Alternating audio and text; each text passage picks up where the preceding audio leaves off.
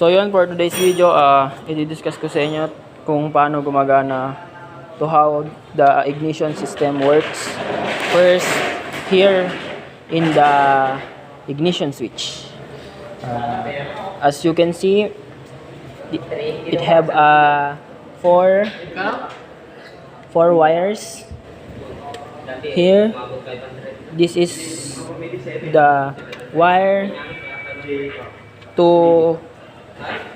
starter motor, then next one is the wire connect to the battery, and then the next wire is to ignition coil,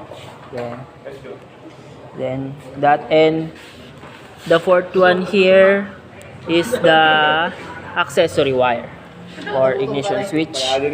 And then when you start here, the ignition will start, and the power is delivered to the ignition coil. Ignition coil is to the 12 volts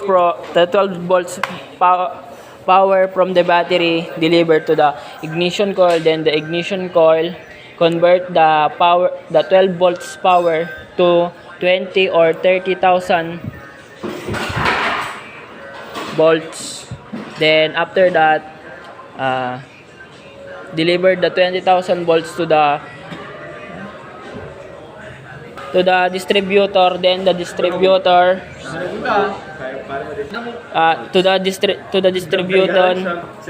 distributor. Then the distributor was delivered the 20 to 30,000 volts to the spark plug to ignite the engine. And that's all. Thank you.